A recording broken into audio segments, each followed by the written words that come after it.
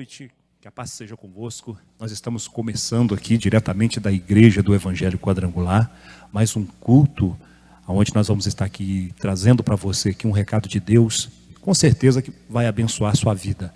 Olha, eu peço você agora, que está ouvindo esta mensagem através do YouTube, que você venha se desligar de tudo que você ouviu de ruim hoje. Eu tenho certeza que você foi muito bombardeado, muito bombardeada com notícias até verdadeiras, mas principalmente notícias falsas. Eu quero que você se ligue agora na palavra de Deus, porque o Espírito Santo, ele me trouxe aqui para poder trazer um recado, uma palavra de paz, uma palavra de graça para você. Para muitas pessoas isso aqui vai ser o Fabrício falando, não vai resolver nada. Para outras vai ser só mais uma mensagem, também não vai resolver nada. Mas o terceiro grupo de pessoas são pessoas que estão com sede da palavra de Deus, que necessitam ouvir uma boa palavra, estão querendo realmente uma edificação no seu coração. Para você, é para você que o Espírito Santo vai transmitir esta palavra hoje em nome de Jesus. E eu já quero que você abra sua Bíblia no livro do profeta Isaías, no capítulo 53. Eu vou estudar com você aqui 2 versículos. O Espírito Santo iluminou meu coração com esta palavra que eu sempre li. Desde quando eu converti, eu li essa palavra aqui, Isaías capítulo 53, versículo 4 e 5. Mas agora eu comecei a entender alguma coisa aqui diferente. E irmãos, essa é a glória da palavra de Deus. Você lê o versículo 1000 vezes e você, em determinado momento, você consegue enxergar coisas que você não enxergava. E aquilo que você começa a enxergar na palavra é um compromisso que Deus fez com você. Aqui no livro do profeta Isaías, capítulo 53, no versículo 4 e 5, irmãos, diz assim, ó: verdadeiramente Ele tomou sobre si as nossas enfermidades e as nossas dores levou sobre si, e nós o reputamos por aflito, ferido de Deus e oprimido. Mas Ele foi ferido pelas nossas transgressões e moído pelas nossas iniquidades. O castigo que nos traz a paz estava sobre Ele, e pelas suas pisaduras, feridas, nós já fomos sarados. Irmão, esse texto é glorioso. Eu consigo ver 2 coisas importantes que nós vamos desenvolver nesta mensagem. Uma coisa muito importante é você perceber como que o Senhor Deus enxerga Jesus nesse texto. Mas para poder desenvolver esta mensagem, o Espírito Santo me mostrou como que o Senhor Deus enxerga eu e você. Eu quero dizer para você que Deus não olha diretamente para você, meu irmão. Você que nasceu de novo. Você que um dia teve teve uma experiência com Deus no novo nascimento. Você deu a sua vida para Jesus. Quando Deus olha para você, quando Deus olha para mim, Ele passa pelo filtro de Isaías 53:4. E é por isso que você não é destruído. E é por isso que Deus derrama as bênçãos dele sobre a sua vida e sobre a minha vida também. Agora eu quero falar uma palavra que a pessoa que estuda direito, ela escuta muito essa palavra lá no curso. Vai formar para advogado, esta pessoa escuta essa palavra. Direito que não é reivindicado é direito que não é adquirido. Isso vale aqui para o mundo espiritual, meu irmão. Nós temos um monte de direitos aqui na palavra de Deus. Coisa que Jesus, através de Isaías 53, 4 e 5, conquistou para mim, conquistou para você. Mas se você não reivindicar os direitos que você tem espiritualmente também, você não vai adquirir nada do que Jesus conquistou para você. Agora você entende. Porque muitas vezes acontecem coisas com você e você sabe que aquilo não era para estar acontecendo com você. É porque você não reivindica o direito que você tem da palavra. Ou quando reivindica, você faz de uma maneira assim, frouxa, uma maneira simples. Reivindica o seu direito na palavra, como você reivindica quando vem uma conta na sua casa, quando o banco cobra você coisa que você não gastou. É com aquela intensidade que você tem que reivindicar. Mas não é reivindicar de Deus, exigir de Deus, é mandar o diabo tirar a mão do que é seu, porque você tem algo por direito, você está reivindicando. Eu me lembro aproximadamente 1 mês atrás, uma experiência que eu tive e presenciei aqui na sede, e ficou marcado no meu coração. Nós estamos vivendo num momento que o mundo está alarmado, mas eu não estou aqui para poder alarmar você não. Eu quero que você tenha uma palavra de graça, uma palavra de fé, que Deus venha construir essa palavra no seu coração. Eu me lembro que o irmão, estava aqui 4 irmãos, e de repente chegou um irmão aqui chorando, e nós perguntamos a ele: o que aconteceu, irmão? E ele falou assim, a respeito de um parente dele, que estava trabalhando em uma casa, e ficou o dia todo trabalhando naquela casa. No final do dia, a esposa do dono da casa pagou ele o serviço que ele fez e falou com ele que o marido dela estava em casa, embora ele não tinha visto o marido dela, mas ele estava em quarentena porque ele estava infectado com coronavírus. E o parente dele chegou aqui apavorado porque 15 dias depois aquele rapaz foi socorrido pelo SAMU a ponto de ter que usar o respirador e foi para o hospital. Quando ele chegou aqui chorando, 4 irmãos, inclusive eu, demos a mão aqui na igreja e reivindicamos, irmãos, Isaías 53:4 na vida daquele irmão. Oramos, repreendemos o diabo, mandamos o diabo tirar a mão daquele rapaz. Resultado, hoje aquele irmão já está trabalhando, não teve contaminação, e se teve, Deus livrou ele. Meu irmão, esse livro do profeta Isaías, capítulo 53, versículo 4, é para você. Quem sabe você já está com sintomas, tem sentido dor, não só do vírus que está aí na atualidade, mas outras dores que estão na sua vida. Saiba de uma coisa: direito que não é reivindicado é direito que não é adquirido. Para você ter aquilo que você tem por direito, você tem que reivindicar. O que importa na Bíblia Sagrada, o que importa na vida, irmãos, é como Deus enxerga, vê, eu e você. E muitas vezes nós ficamos preocupados em querer enxergar, querer ver alguma coisa, mas nós não precisamos nos preocupar. O que importa é como Deus nos vê. Você pode observar que no livro de Êxodo, capítulo 12, no versículo 13, Deus mandou o povo de Israel passar o sangue nos umbrais da porta e comer da carne assada. Aquilo ali era a santa ceia, o pão e o vinho. E Deus disse: quando eu passar e eu ver o sangue, o anjo da morte vai passar por cima e não vai entrar nessa casa. Meu irmão, é Deus que tem que ver. Eu não sei se eu tenho o sangue de Jesus na minha vida, eu não vejo. Você não tem que ver, é Deus que vê. Você tem o sangue de Jesus na sua vida. Então nós vamos meditar aqui e ver a importância do ponto de vista de Deus, como que Deus enxerga a minha vida depois que eu aceitei Jesus como Salvador, e a sua vida também. Eu quero começar aqui já trabalhando com você. E antes eu queria fazer uma pergunta para você, que eu tenho certeza que você tem uma dúvida no seu coração. Tem esta dúvida: por que muitos cristãos que têm a promessa de Deus, de cura, de libertação, temos a promessa de Deus de provisão, vamos falar aqui de cura, e estão ficando doentes, e mais, estão morrendo? Por que isso acontece? Você quer saber? Abra sua Bíblia então no livro de Tiago, capítulo 4, no versículo 7. Livro de Tiago, capítulo 4, depois de Hebreus. É capítulo 5, versículo 6, irmãos. Errei aqui. Por que muitos cristãos estão morrendo com enfermidade, indo antes da hora? Olha o que diz aqui a palavra de Deus no livro do Tiago, capítulo 5, versículo 6. Uma coisinha que o diabo faz antes dele conseguir matar um cristão. E se você conseguir tirar essa coisinha, você vai viver a plenitude da vida, tanto espiritual como física, que Deus proporcionou para você, baseado no livro de Isaías, capítulo 53, versículo 4 e 5. Aqui diz assim, a primeira coisa que o diabo faz: ele não sai matando o cristão, a reveria, porque ele não pode, ele não tem essa autorização. Mas se ele conseguir fazer isso aqui, condenaste e matastes o justo.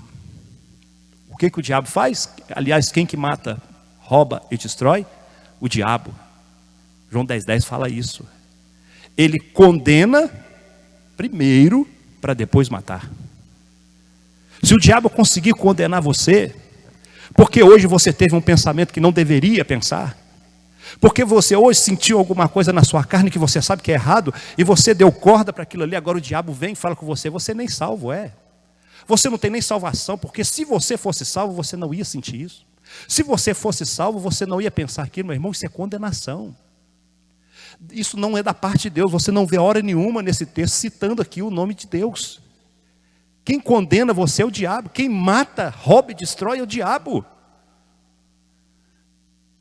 A Bíblia diz, Romanos capítulo 8, versículo 1, que nenhuma condenação há para aqueles que estão em Cristo Jesus. Não há condenação, acabou, irmão, ponto final. Então se o diabo conseguir condenar você, sabe o que ele está fazendo? Minando a sua fé. Aí você não consegue resistir uma dor de cabeça.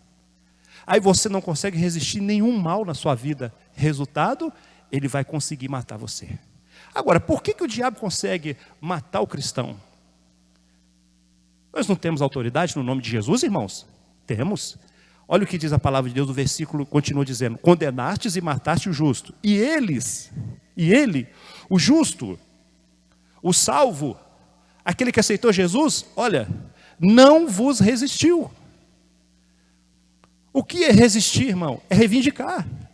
Eu não aceito essa dor em nome de Jesus, eu estou curado.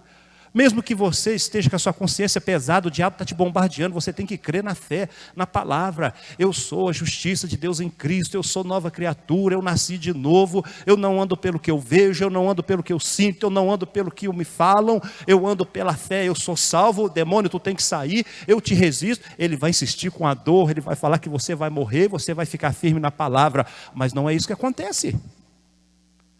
As pessoas ficam dando tanto ouvido para o diabo, condenando.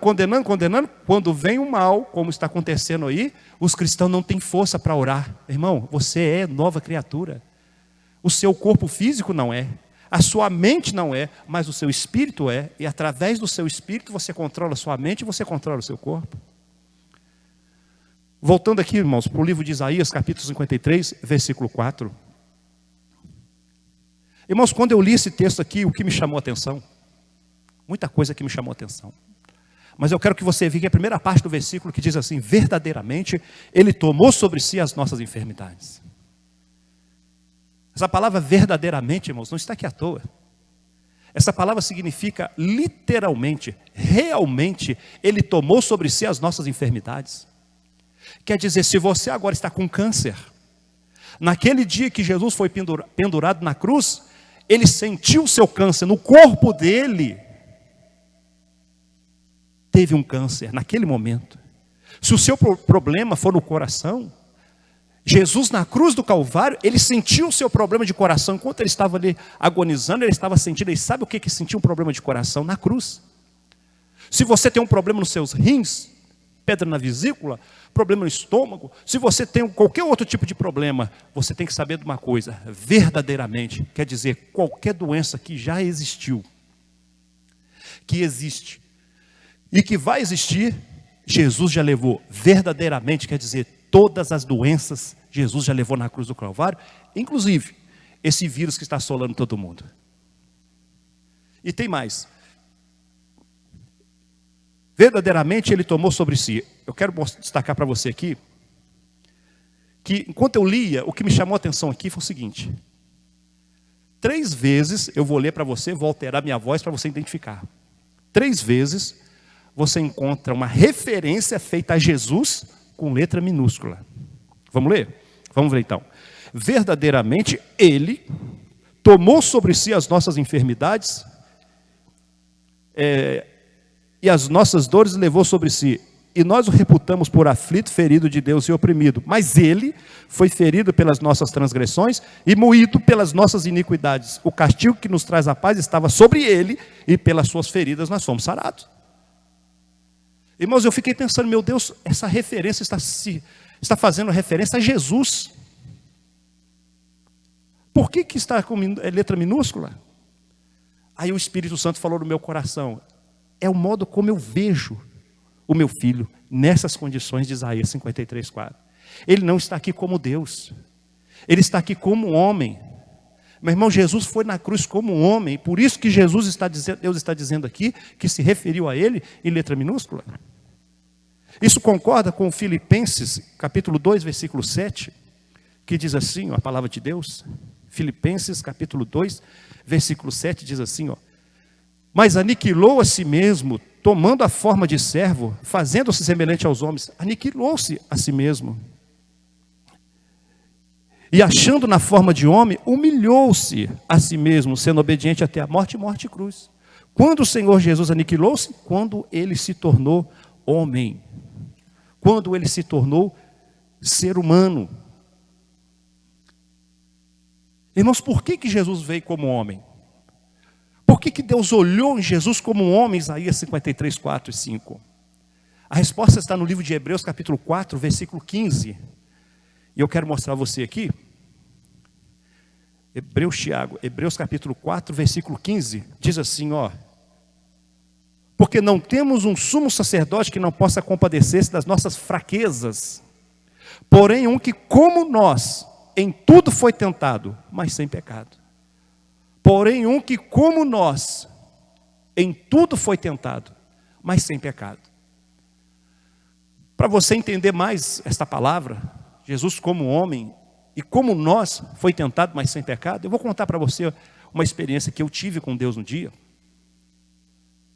Quando uma pessoa me aborreceu bastante, eu ficava pensando, matutando, coisa que nós não devemos fazer com uma mágoa, ficar pensando, refletindo sobre ela, mas eu fiz isso. E aquilo ia crescendo mais dentro de mim. Enquanto mais aquilo crescia dentro de mim, o Espírito Santo falava no meu coração: perdoe, perdoe, perdoe. Irmãos, eu me lembro que um dia eu olhei para o céu, não abri a minha boca, e falei com Deus no meu coração assim: Senhor, é muito fácil o Senhor falar que eu tenho que perdoar. O Senhor é Espírito, e o Senhor não sabe o que eu estou sentindo neste momento. Meu irmão, foi em fração de segundos, que o Espírito Santo falou no meu coração.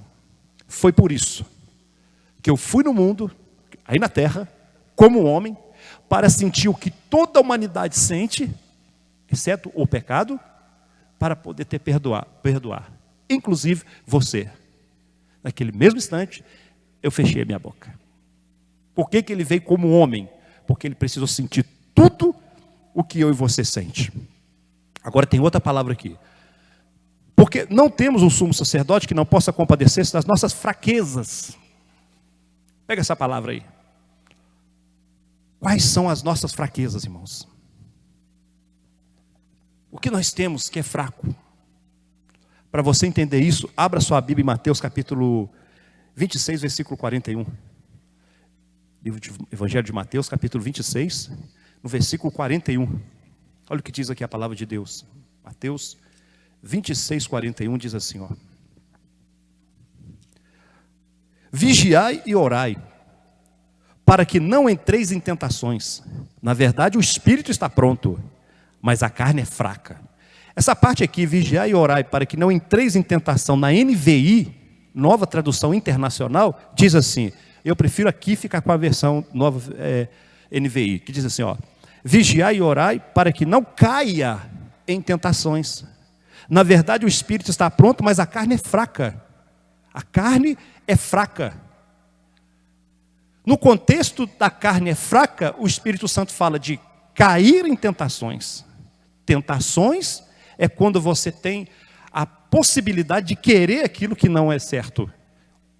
Ou não só querer, mas cair também. Então fraqueza não é só aquela condição que você e eu temos de cair, de querer na carne, mas de cair também. Aqui o Espírito Santo está dizendo que isso é fraqueza. Isso é fraqueza. Agora eu acho interessante, irmãos, essa palavra cair falou muito no meu coração. Por quê? Porque quando a Bíblia vai falar a respeito de crente e pecado, ela usa a expressão cair, irmãos. Já percebeu isso? Por que é importante, irmãos, eu e você entender essa expressão cair? Porque cair é uma coisa que ninguém programa. Eu duvido que uma pessoa em sã consciência programe cair de moto, programe cair de bicicleta, ou tropeçar no chão, cair de alguma forma. Uma pessoa em sã consciência não faz isso, irmãos. Quando a Bíblia fala cair, há uma graça dentro dessa palavra aqui que eu quero mostrar para você hoje. Por exemplo, quando meu filho tinha 3 anos de idade, eu não esqueço da cena que eu vou contar para você aqui. Ele estava usando um macacão, com as coxas dele de fora, tinha 3 anos, e tinha uma sandalinha, que colocava um elástico atrás no calcanhar dele, para poder ela não soltar. Eu me lembro que eu cheguei com ele em casa, assim que eu cheguei em casa eu coloquei ele no chão, meu filho. Na hora que eu coloquei o meu filho no chão, irmãos, ele saiu correndo. Aquela ponta da sandalinha dele dobrou, irmãos. E ele caiu, um baita tombo. Aí você pergunta, e o que você fez com seu filho? Você castigou ele? Você colocou ele de castigo? Você bateu no seu filho? Irmãos, é lógico que não. Porque eu sei que foi uma queda. Eu sei que foi um tombo. Meu irmão, talvez você que está ouvindo essa mensagem através da internet tenha caído no adultério. Você como cristão que você é, você como crente que você é, preste atenção, você não quer o pecado. Você simplesmente, irmão, caiu. E Deus tem remissão para você também. Talvez você está aí agora, aí, ó, chateado porque caiu na bebida, caiu nas drogas. E você é um cristão que um dia ficou cheio do Espírito Santo. Eu quero dizer para você que Deus está olhando para você hoje através de Jesus. E se você caiu, Ele sabe que você caiu. E se eu não castiguei o meu filho pelo tombo dele, a palavra de Deus diz, se nós que somos maus, sabemos dar boas coisas aos nossos filhos, quanto mais o nosso Pai Celestial dará bens àqueles que o buscam, àqueles que reivindicam o seu direito. Então, se você caiu em tentação, eu quero voltar aqui rapidinho aqui no livro de Hebreus e mostrar para você uma coisa diferente do que muitas pessoas falam. Se você caiu, a reação de Deus para você agora que está em pecado. Aqui diz assim, ó, porque não temos um sumo sacerdote que não possa compadecer-se das nossas fraquezas. Diferente do que muitas pessoas às vezes nos ensinou. Se você está em pecado, Deus está zangado com você.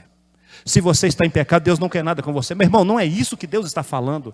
Ele está dizendo o seguinte, porque não temos um sumo sacerdote que não possa compadecer, ter misericórdia, ter graça. De quem? Das nossas fraquezas. Fraqueza é a tendência de cair e as quedas. Isso tem que ficar no seu coração.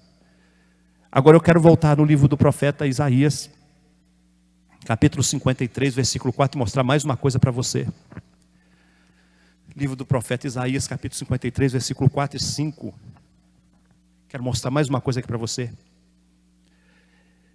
Você que está ouvindo essa mensagem através da internet, saiba de uma coisa. Deus já garantiu o seu perdão. E o seu perdão não é só o perdão dos pecados quando você aceitou Jesus. Se fosse assim, a remissão ia ser incompleta, porque Deus sabe que você tem possibilidade de cair. Deus sabe das condições que nós temos de pecar. E se Ele tivesse parado a remissão, quando você aceitou Jesus como Salvador, ninguém seria salvo. Agora eu quero chamar mais uma vez a sua atenção aqui no livro de Isaías, destacar 2 palavras aqui para você que diz assim. Versículo Isaías 53, 4, 5, diz assim: verdadeiramente Ele tomou sobre si as nossas enfermidades, as nossas dores levou sobre si, e nós o reputamos por aflito, ferido de Deus, mas Ele foi ferido pelas nossas transgressões, plural, e moído pelas nossas iniquidades, plural. O castigo que nos traz a paz estava sobre Ele, pelas suas feridas fomos curados. Iniquidades e pecados, transgressões e iniquidades, no plural. Eu quero confirmar essa palavra para você. Aqui está falando de perdão duplo. Eu vou explicar para você o que significa perdão duplo. Mas eu quero confirmar essa palavra para você no livro de Hebreus, capítulo 10, versículo 16. Livro de Hebreus, capítulo 10, versículo 16, diz assim a palavra de Deus, ó. Hebreus, capítulo 10, 16. Ou melhor, vamos pegar só o versículo Vamos pegar o 16 para você entender. Quero que você segure essa palavra agora. Nunca mais você tira essa palavra que você vai ouvir agora do seu coração. É aqui que Deus enxerga você. Olha aqui. Este é o concerto que farei com eles depois daqueles dias. Está falando da nova aliança. Acabou a lei. Agora estamos nos dias da nova aliança. Diz o Senhor: porei as minhas leis em seu coração e escreverei em seus entendimentos. E acrescenta, aleluia. Ainda bem que o nosso Deus acrescentou o quê? E jamais, preste atenção nessa palavra, e jamais me lembrarei dos seus pecados, plural, e das suas iniquidades. Irmão, quem fica lembrando você de pecado é o diabo. Eu sei que tem pessoas que às vezes querem fazer o papel do diabo e fica lembrando você do pecado também. Mas o principal agente para lembrar você do pecado é o diabo. E eu quero dizer para você o seguinte: aquilo que o diabo está colocando na sua mente, está lembrando você, é o negativo do seu passado. A foto, Jesus rasgou a cédula que era contra mim e contra você. Agora, por que ele usou a palavra pecados? Eu quero explicar isso para você aqui agora. Por que ele usou esse termo, essa palavra, pecados? Para você entender, você vai ler João 16, versículo 8. Evangelho de João, capítulo 16, versículo 8. Evangelho de João, capítulo 16, versículo 8. Diz assim a palavra de Deus: e quando ele vier, o Espírito Santo, convencerá o mundo do pecado. Preste atenção. O Espírito Santo convence o mundo do pecado. Não é dos pecados. Então eu não tenho que colocar um nome no pecado das pessoas que estão lá no mundo e começar a falar que aquilo é errado. Não estou falando para falar que é certo. Mas se você coloca na cabeça de uma pessoa: beber é errado, beber é errado. E beber é errado. Fumar é errado, fumar é errado, fumar é errado. A pessoa vai parar de fumar. E vai morrer e vai para o inferno. Por quê? Porque o Espírito Santo convence do pecado. E qual que é o pecado que o Espírito Santo convence o mundo? Versículo 9. Do pecado, singular, porque não creram em mim. Sabe por que uma pessoa prostitui lá no mundo? É porque ela não crê em Jesus. Sabe por que uma pessoa usa droga lá no mundo? É porque ela não crê em Jesus. Sabe por que uma pessoa mata, uma pessoa faz isso, faz aquilo? É porque não crê em Jesus. Então nós não temos que focar no pecado da pessoa, nós temos que focar em Cristo. Ter sabedoria para levar Jesus para os nossos filhos, ter sabedoria para levar Jesus para os nossos vizinhos, nossos parentes, e não levar crítica. Nós temos que levar Jesus para aquelas pessoas. Então o Espírito Santo nos convence do pecado. Preste atenção. Quando você aceitou Jesus como Salvador, você foi perdoado do pecado de não crer em Cristo. Singular, do pecado. Mas Isaías 53:4, eu li que Jesus levou as nossas iniquidades, os nossos pecados, nossas transgressões e iniquidades. Se o pecado no singular, Jesus exterminou na cruz, eu aceitei Jesus, eu não tenho mais o pecado de não crer em Cristo, por que ele colocou lá então pecados? Se aqui o único pecado que vai cobrar do mundo é o pecado de não crer em Cristo. Deus estava avisando, meu irmão crente, o seu pecado hoje. Ele já providenciou a remissão não só para os seus pecados, lá porque você não crê em Cristo, mas os seus pecados que você cometeu hoje, que você vai cometer hoje. Quem sabe você agora está aí no pecado, está na sujeira, está no pó. Deus está dizendo: eu não estou julgando você, eu não vejo você dessa forma. E saiba de uma coisa, a palavra de Deus diz que o Senhor não vê como o homem vê. O homem vê o exterior, o homem vê o por fora, mas Deus vê o coração.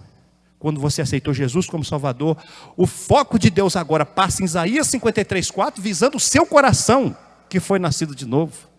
Resumindo, você não tem mais o pecado de não crer em Cristo, você é salvo. E os pecados que você cometeu também está incluído lá na cruz.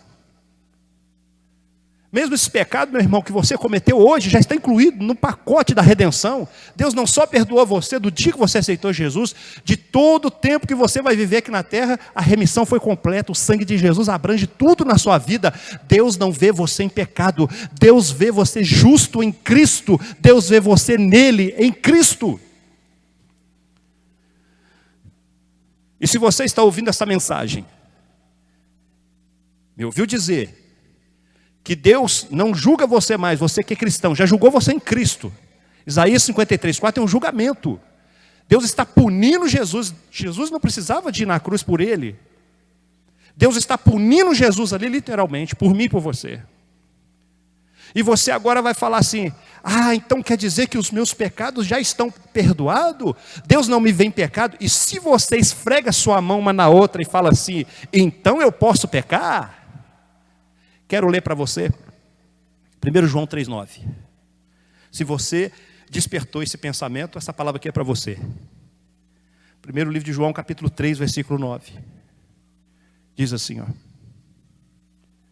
qualquer que é nascido de Deus, ou seja, nasceu de novo, não vive na prática do pecado, porque a sua semente permanece nele e não pode pecar, e não pode viver pecando, porque é nascido de Deus.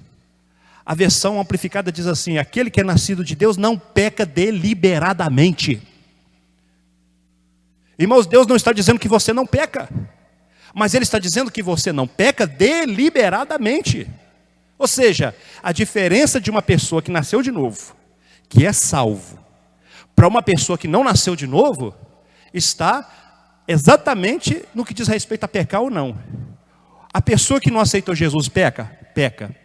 A pessoa que aceitou Jesus peca? Peca. Mas qual que é a diferença? É que quem aceitou Jesus como Salvador, peca como uma queda. Ele não quer o pecado, não peca deliberadamente. Eu tenho certeza que você que está ouvindo essa mensagem através da internet, você caiu em pecado. Lembra da palavra? Caiu em pecado. E você está fazendo de tudo para poder sair disso aí. Talvez eu estou falando com pessoas agora que caiu no adultério. Lembre sempre da expressão caiu. E você 24 horas fica pensando: o que eu vou fazer para poder sair disso aqui?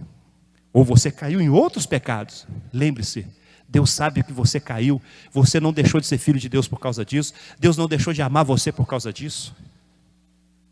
Você como crente não peca deliberadamente, não tem prazer no pecado. Se você está no adultério, sua cama tem espinho. Agora, se você não nasceu de novo, se você está em pecado, é lucro.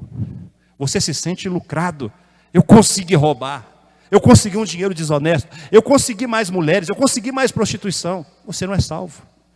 O único pecado que você está praticando é de não crer em Cristo. Meu irmão, eu quero mostrar para você aqui agora o nosso mestre dando o maior exemplo, show de exemplo. Qual foi a atitude dele perto de um discípulo que caiu? Quero que você abra sua Bíblia no livro de Mateus, capítulo 14, versículo 21, e você vai ver aqui claramente como que Deus enxerga o ser humano, o Filho de Deus, aquele que aceitou Jesus como Salvador. Mateus, capítulo 14, versículo 28.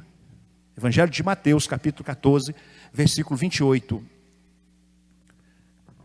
Jesus, quando anda por cima do mar, tem umas coisas aqui que eu quero falar com você. Versículo 27. Mateus capítulo 14, versículo 27. Jesus, porém, lhes falou logo dizendo: tende bom ânimo, sou eu, não temais. E respondeu-lhe Pedro e disse-lhe: Senhor, se és tu, manda eu ir ter contigo por cima das águas. E ele disse: vem. E Pedro, descendo do barco, andou sobre as águas para ir ter com Jesus. Preste atenção, irmãos. Quando Deus fala no seu coração, é aquilo que você tem que fazer. Os discípulos estavam ali no barco. Jesus não falou nada com os discípulos. O vem só era para Pedro. O que você precisa é aprender a olhar para Jesus. E o que é olhar para Jesus? É olhar para a palavra que Ele vai revelar no seu coração. Na hora que você conseguir olhar para esta palavra que Deus falou no seu coração, que Deus iluminou o seu coração no dia que você estava lendo a Bíblia, ou quem sabe ouviram a pregação, irmão, não olhe para a esquerda e nem para a direita, olha só para aquela palavra. Olhar para Jesus não é olhar para Jesus fisicamente. Jesus estava o tempo todo com Pedro. Jesus estava o tempo todo com os discípulos. Todos eles estavam olhando para Jesus fisicamente. Não teve milagre. Não há milagre quando eu e você olhamos para Jesus fisicamente ou tentamos fazer isso. O milagre acontece quando olhamos para a palavra que Jesus fala. E Jesus disse para Pedro: vem. Vamos continuar lendo. Mas sentindo o vento forte, teve medo. E começando a ir para o fundo, a cair, clamou dizendo: Senhor, salva-me. Irmão, o que aconteceu aqui? Ele estava olhando para a palavra. Aí ele andou sobre as águas. Já parou para pensar, irmãos? O que significava Pedro andar sobre as águas? Ele andou. Mas dado momento ele deu um segundo de bobeira. Deixou de olhar para a palavra e começou a olhar para os 5 sentidos dele. Ele deu de cara com o sentimento tato. Ele começou a sentir o vento. E aquilo começou a ser mais forte, ou aparentemente ser mais forte do que a palavra que Jesus disse para ele. Meu irmão, a palavra que Jesus fala no seu coração é maior do que a circunstância. É maior do que tudo isso que nós estamos ouvindo em todo mundo. A palavra que Deus fala no seu coração, você não pode tirar o olho dela. Deixa eu falar uma coisa com você. Circunstâncias passa, você não passa. Não deixa a circunstância acabar com você. Vai dar tudo certo. Vai acabar tudo bem. Deus está na sua vida.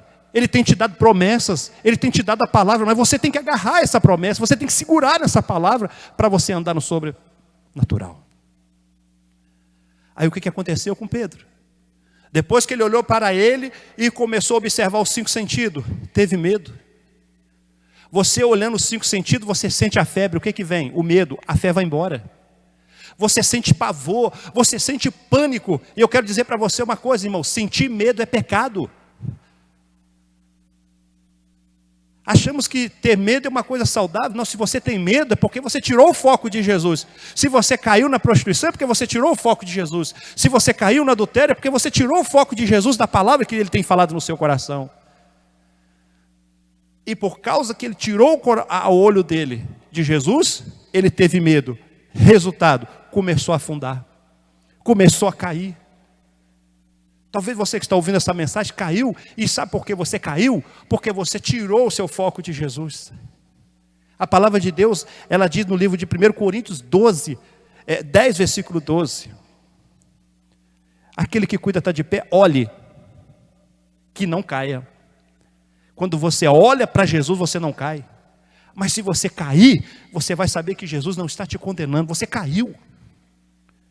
E tem uma palavra também importante no Salmo 37, 23, 24. O Senhor guia os passos do homem bom. Se cair, lhe segura pela mão. Eu gosto dessa palavra, se cair. É porque a sua queda não é novidade para Deus.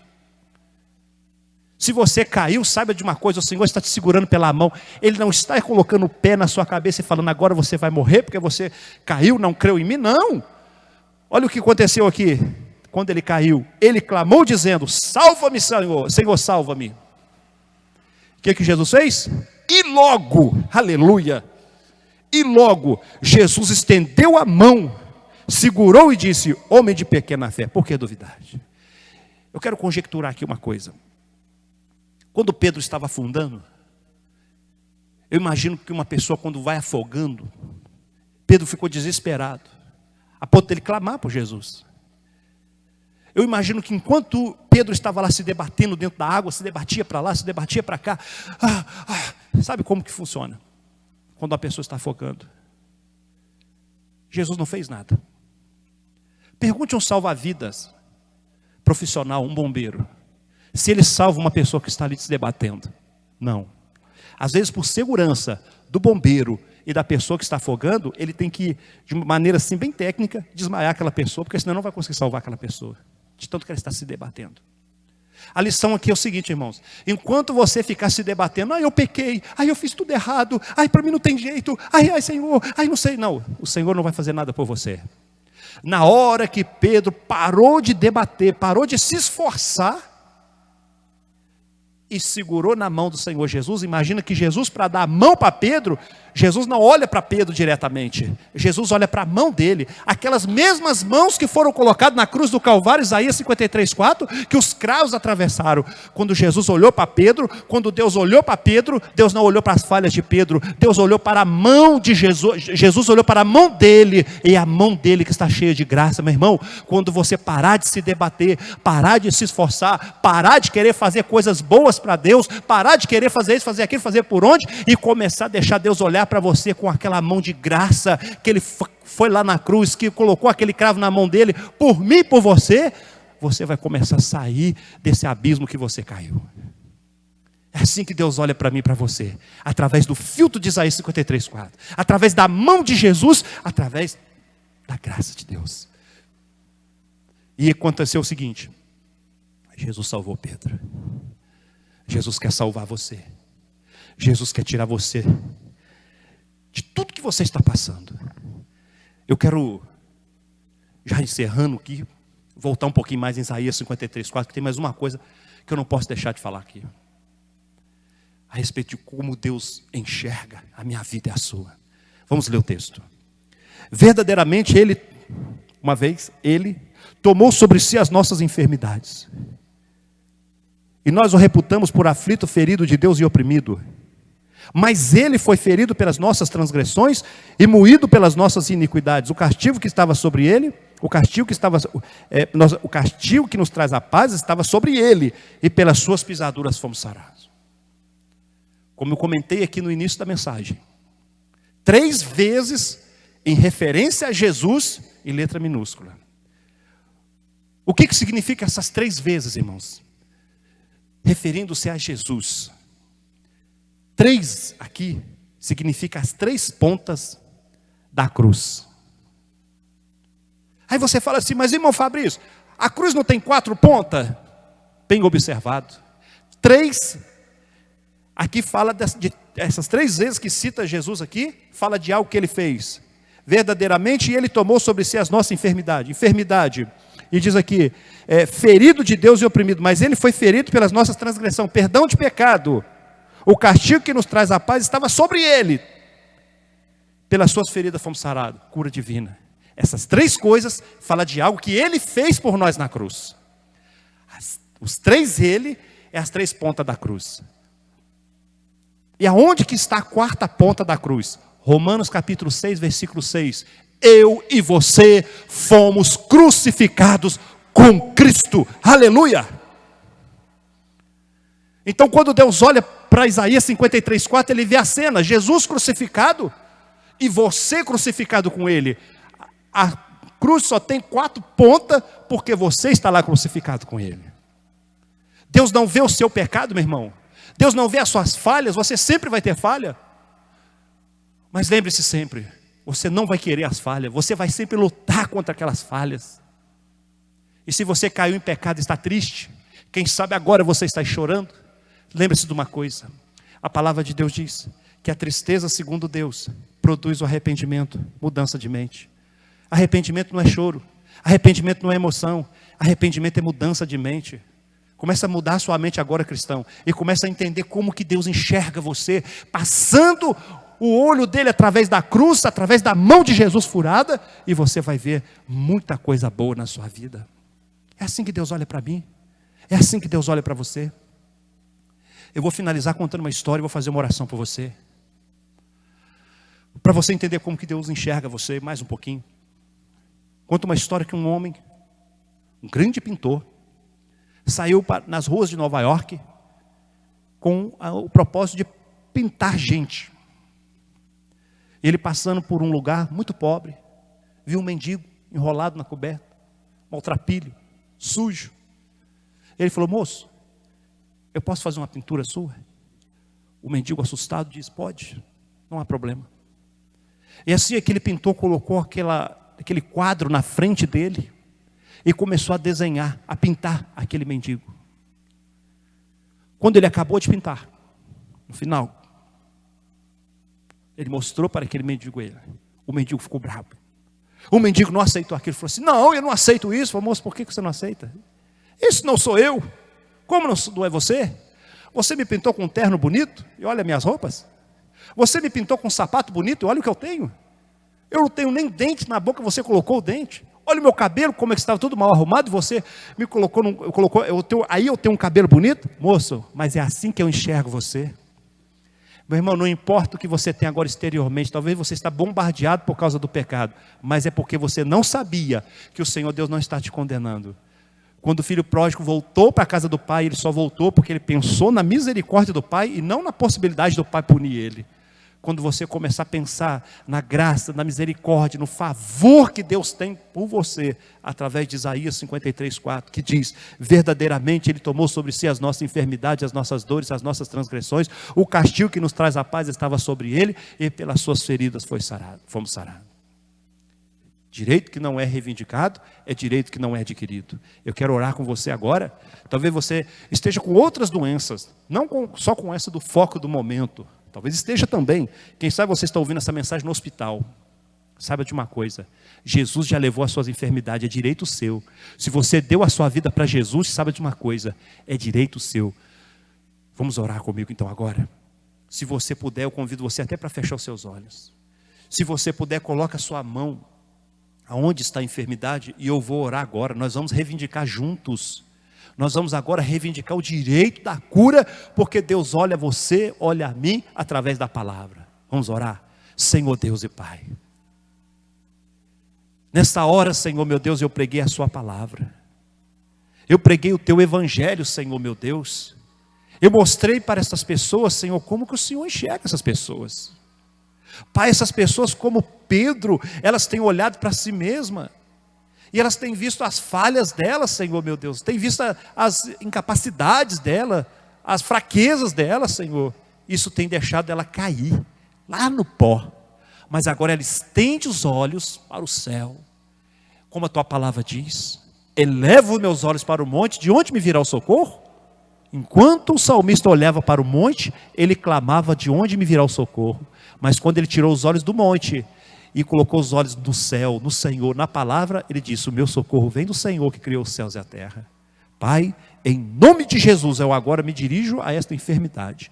Eu digo: demônio que colocou esse vírus nessa pessoa agora, essa pessoa que está com sintomas do coronavírus, essa pessoa que tem sintomas de câncer, de depressão, está com sintomas no fígado, está com qualquer outro problema de saúde, demônio, sai dessa vida agora, porque ela está curada pelas feridas de Jesus. Pega tudo que é teu e vai embora. Declare agora, meu irmão, declare isso. Não, tem que declarar, não fica entre os dentes. Fale: eu já fui curado, eu já fui curada pelas feridas de Jesus. Deus me vê curado, Deus me vê santo, Deus me vê puro, Deus me vê cheio do Espírito Santo, Deus me vê no ministério, Deus me vê pastoreando, Deus me vê expulsando demônios, Deus me vê cheio da unção, para a glória do Senhor Jesus. Amém, e que Deus possa abençoar você poderosamente. Obrigado você que ficou aí até agora, são 21 horas, e eu aqui encerro a live em nome do Senhor Jesus. Fique com essa palavra no seu coração. Deus enxerga você através de Isaías 53:4. Deus abençoa, tenha uma boa noite.